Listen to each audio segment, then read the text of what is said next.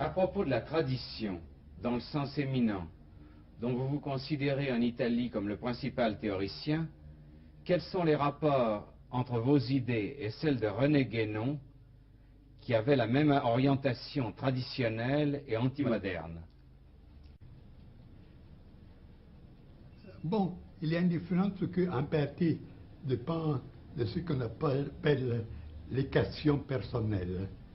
Parce que ma constitution, ma tradition était différente de celle de Guénon. Guénon était somme toute un intellectuel. Moi, j'étais plus pour le côté actif, pour le côté action, etc. Et ces différences se projettent à une certaine mesure aussi dans les interprétations respectives que nous donnons à tout l'héritage traditionnel. Pendant que Guénon souligne surtout le rôle de la contemplation, de la connaissance, moi, je ne nie pas le rôle que connaissance et contemplation ont. Mais je dis qu'une autre voie possible, c'est celle de l'action. Et dans mes interprétations, j'ai souvent fait tomber l'accent sur la tradition, sur la création de l'action. Et par là même, et on voit la différence qui consiste dans le fait que Guénon donne la priorité à la caste sacerdotale comme dépositaire de la contemplation, pendant que moi je donne la prééminence à la tradition guerrière et royale. Archive, monsieur, voilà 3 premières.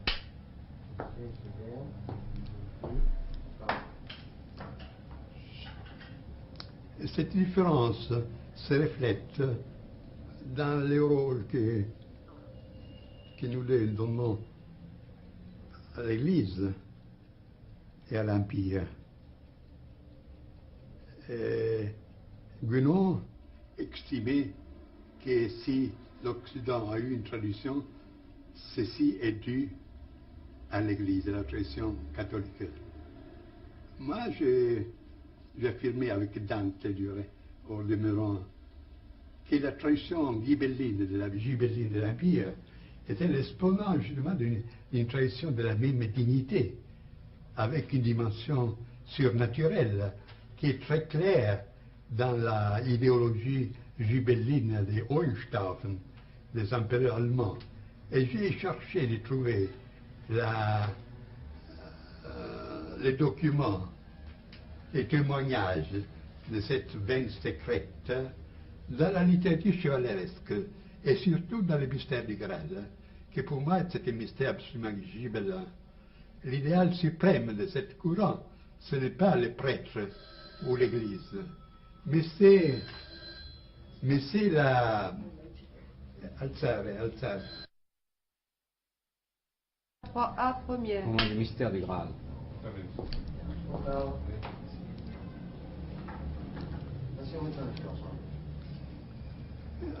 Alors, en cherchant des témoignages sur la spiritualité impériale, sur l'ère ghibelline, je me suis rapporté à toute la tradition chevaleresque, notamment à la tradition du Graal, que j'ai interprété dans un livre qui est paru aussi en français, qui s'appelle Les mystères du Graal et la tradition ghibelline. Et alors, il apparaît que le Graal, qu'on devait retrouver pour faire fleurir de nouveau un royaume déchu, c'était justement l'héritage de cette tradition unitaire, royale et sacerdotale dans le même temps. Parce que c'est là un point de différence avec Guénon. Parce que Guénon, comme il est obligé de reconnaître, estime qu'aux origines, les deux autorités étaient réunies. L'autorité spirituelle et le pouvoir temporel étaient un. Ce qui existait jusqu'à hier au Japon, pour ne parler des anciennes civilisations, il ne faut pas la peine de les nommer ici. Et puis que seulement ensuite, il y a eu cette division des pouvoirs. Mais alors, étant donné cette division, il estime que c'est partant du pouvoir, de l'autorité spirituelle qu'on devait chercher,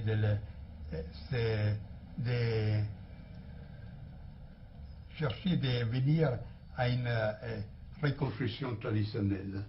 C'est qui est arbitraire parce qu'il s'agit de des morceaux.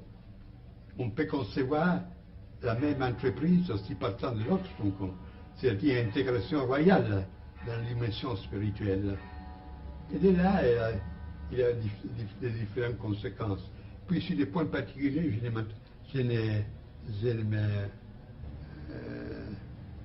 je ne m'arrête pas trop parce que ça conduirait trop lointain. Guénon estimait que l'Église catholique aujourd'hui, ce serait le point de repère, le point de repère pour un redressement traditionnel. On voit aujourd'hui où est que va l'Église. Ce sont des illusions. Et je garde une lettre de Guénon avec laquelle nous avions une correspondance très suivie, dans laquelle, puisque j'ai fait cette objection, il a dit, pour moi c'était le devoir d'indiquer certaines possibilités, mais je savais d'avance qu'il aurait eu une fin de nous recevoir. Et alors la direction aujourd'hui ouverte à gauche de l'Église ne laisse pas de doute sur cette chose. Et l'autre point de contraste, c'est au sujet de la maçonnerie, de la franc-maçonnerie. Il considère que, puisqu'il est très formaliste, que lorsqu'on organise l'organisation traditionnelle, au moins aux origines traditionnelles, garde intactes ces rites, ces cérémonies, toutes ces opérations, elle maintient sa valeur, même si au point de vue pratique, elle subit une dégénération ou bien. Et moi, je ne suis pas de cet avis, n'est-ce pas?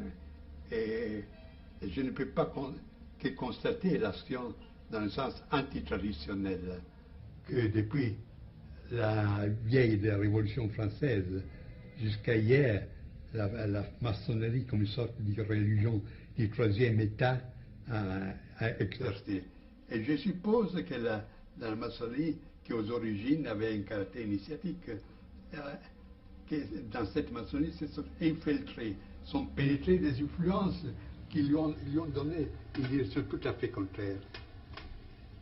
Est-ce que vous accepteriez de nous parler d'un point particulier? C'est le livre le plus mystérieux de Guénon, Le Roi du Monde. Oui. Qu'en pensez-vous? Eh bien là, c'est un aperçu général du caractère de nature documentaire. Il constate comme l'idée d'un centre suprême du monde revient dans les traditions les plus diverses. Et il décrit ces différentes traditions. Et décrit aussi quelle est la fonction attribuée à ce centre. Quant à dire si ce centre existe ou non, il croit qu'il existe, mais il ne va pas trop à s'aventurer dans cette information, dans une affirmation si dangereuse, parce que j'écris un essai dont le titre est Les centres initiatiques de l'histoire. Ce roi du monde devait contrôler les destins de l'humanité. Que fait-il? Parce qu'il est clair que l'Occident, depuis longtemps, a pris la voie du déclin, d'évolution. Et aujourd'hui, encore davantage. Que fait-il? Ou il ne peut pas, ou il ne veut pas intervenir. Alors, c'est là un problème. Et nous ne parlons pas du Tibet, dont les mythes étaient si fascinants, si charmants pour beaucoup de spiritualistes, de théosophes. Et il a suffi que des bandes communistes l'envahissaient parce que tout ce qui était tradition tibétaine a disparu. Sur le plan de l'action, quels ont été vos rapports avec le national-socialisme et le fascisme? Est-ce qu'à cet égard, il faut se reporter à votre livre « Le fascisme et ses critiques du point de vue de la droite », suivi des remarques sur le Troisième Reich? Bon, il faut que je dise d'abord que je n'étais ni fasciste, ni national-socialiste, ni membre d'aucun parti, comme je n'ai pas donné ma voix à aucune élection. Pour ce qui est de ces mouvements, il y a deux côtés. à considérer. L'un négatif, c'est-à-dire leur négation. Et je ne pouvais pas être d'accord avec le mouvement qui s'est déclaré contre toute démocratie et tout marxisme. Alors, je pouvais accepter cette position. Pour ce qui concerne les côtés positifs, il y a des côtés valuables, des aspects valuables, des aspects qui ne l'étaient pas. Et ce que je pouvais prouver est la reconstruction de l'autorité de l'État. L'idée de dépasser la lutte des classes avec une formation hiérarchique et corporative, et un certain style militaire et discipliné de la nation, et une certaine tendance anti-bourgeoise. Et tout cela, pour moi, allait bien. Et ce que je n'approuve pas, c'est le côté dictatorial. Chez nous, le mal est à moitié parce que, bien que nominalement, la monarchie existait encore. Au contraire, l'action du national-socialiste a été, dans un certain sens, assez destructrice, parce qu'il a nié, en grande partie, ces traditions qui existaient même après la Première Guerre mondiale. Alors, pour ce qui sont les rapports avec ce mouvement, je n'ai exercé presque aucune action dans le monde du fascisme, aussi pour des raisons particulières de mentalité et pour une sorte de maçonnerie qui s'était formée là, des groupements fermés. Pendant que j'exerçais une certaine action en Allemagne, mais justement dans ce milieu qui n'était pas justement national-socialiste, mais qui était conservateur et aristocratique. Par exemple, j'ai fait des conférences.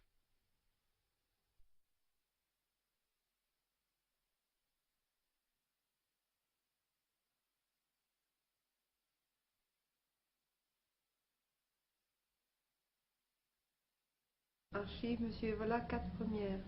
Une seconde. Au cas. Non, pas ça. Quand on va. Je viens de dire que les rapports, je l'ai eu surtout avec l'élément de ce qu'on appelait la révolution conservatrice en Allemagne, die conservative révolution. Et j'ai des très amis du baron von Gleichen, qui était le président du Herrenclub, du club des seigneurs de Berlin, dont le rôle est assez connu dans la période précédente.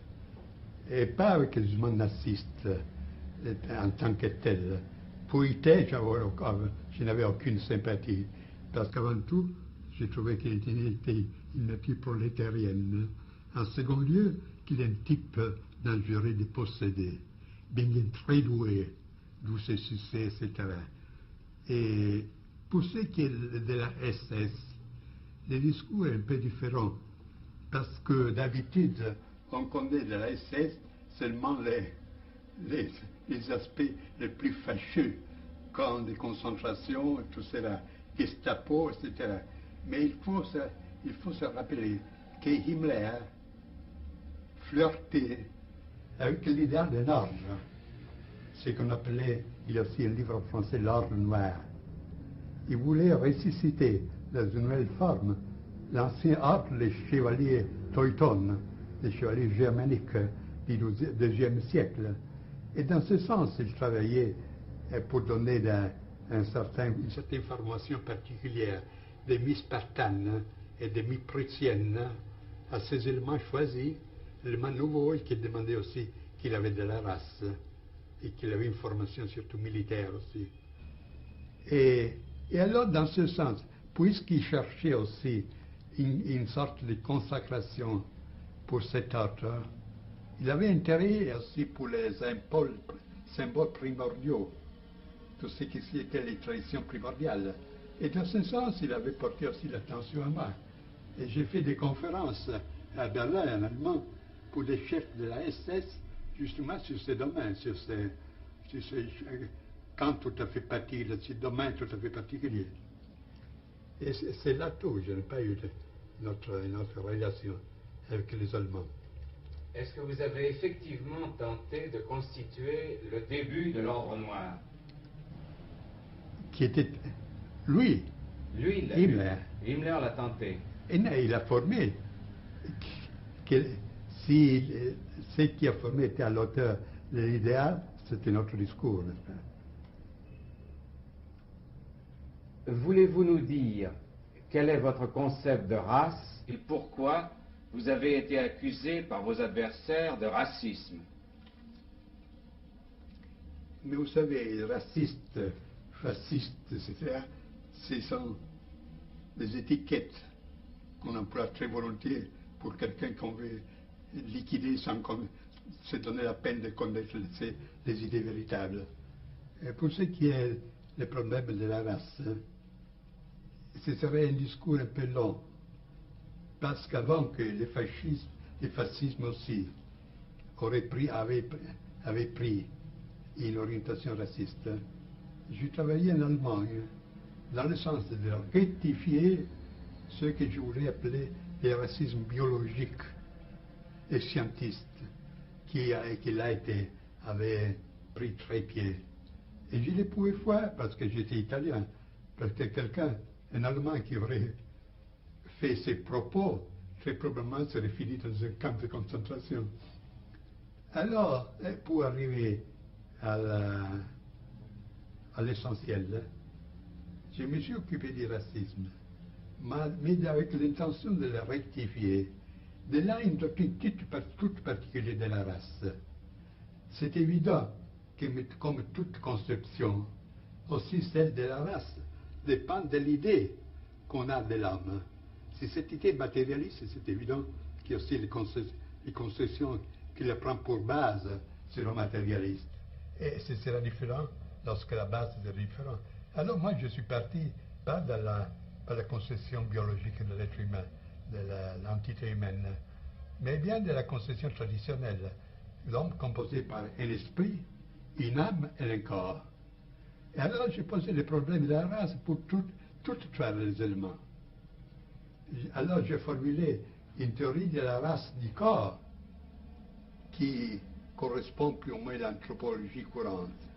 Une théorie de la race de l'âme qui étudie la typologie des manières de réagir, des sentiments, des aspirations, tout cela.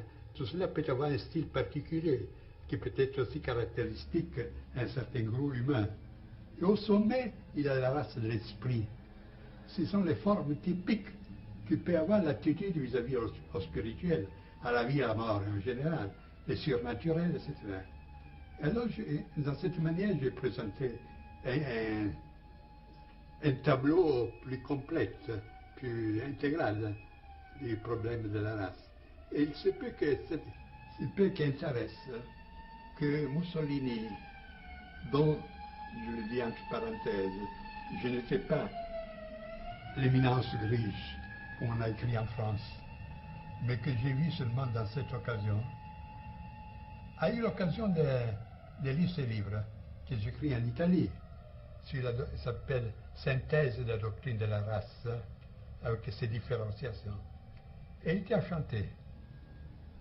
Au point qu'il voulait en faire la base pour une action particulière dans laquelle l'Italie aurait été le sujet actif vis-à-vis de l'Allemagne, pour la supériorité, les caractères plus complexes de cette thèse. Et c'est là la première occasion que j'ai vu Mussolini, lorsque la guerre avait déjà commencé. Alors tout se racontait, moi, éminence grise, Mussolini, etc.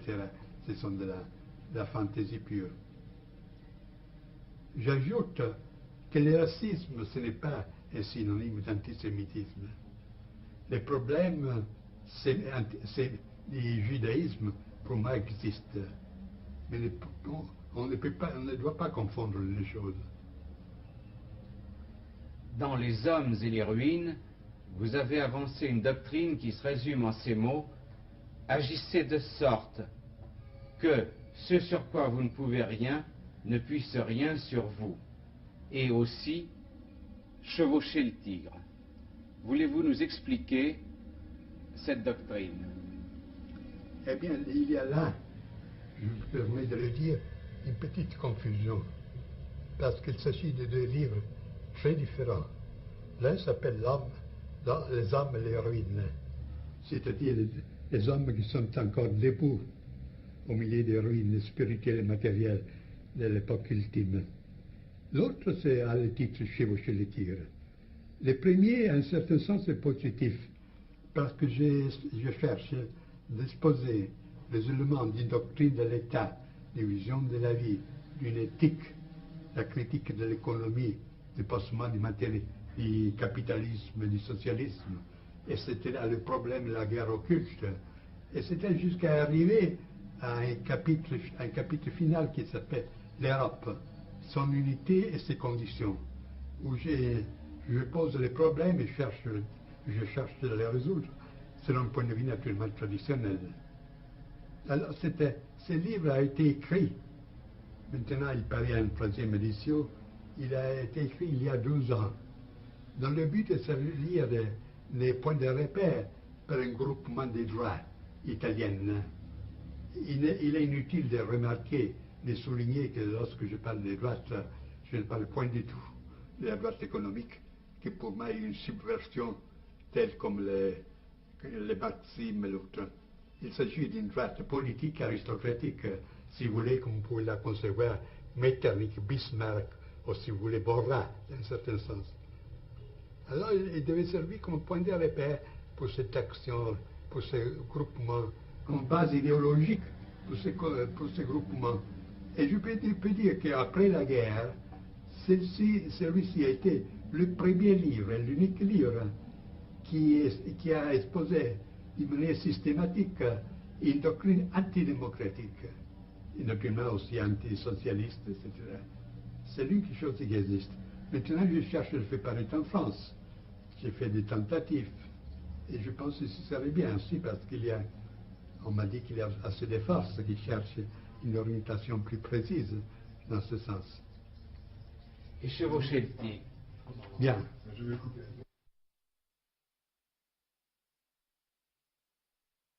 Seconde. Au quart. Et chevaucher le tigre. Chevaucher le tigre, c'est bien. Tandis que le premier livre a une intention positive, les points de repère pour une reconstruction, bien que hypothétique et utopique étant donné le temps. Le deuxième livre a une orientation, a une prédisposition négative. C'est-à-dire que nous sommes désormais dans une époque de dissolution complète, qu'il y a des procès en cours qui sont arrivés à une phase telle qu'on ne peut plus les arrêter. Au point que s'opposer directement à ce procès, à ce phénomène, on risquerait d'être écrasé. Alors il y a une autre manière de les accepter, mais lui donner une direction différente. Et c'est là la formule chevaucher le tigre. Le tigre, c'est qui est déchaîné, chevaucher et s'y mettre dessous pour attendre que l'animal se fatigue ou bien s'épuise pour prendre la parole. Et là, il y a un autre point. C'est une formule tantrique. Transformer les poisons en médecine. Et alors, dans ce livre, j'ai considéré une série de domaines. La religion, la morale, la science, les arts, la politique, la vision du monde, la société, la famille, le sexe, et tout cela. Et j'ai examiné le caractère de la dissolution qui a frappé tous ces domaines. Et puis j'ai indiqué de quelle manière on peut utiliser cette dissolution, pas avec un résultat négatif pour une destruction, comme c'est le cas pour la plus grande partie des personnes, mais pour un homme que j'appelle l'homme différencié, pour acquérir une libération supérieure. en détruisant de certaines formes qui, somme toute, ne sont pas les formes du monde de la tradition, mais la forme de la civilisation de la société bourgeoise, acquérir une nouvelle supérieure liberté. Alors c'est là le thème de ce deuxième livre.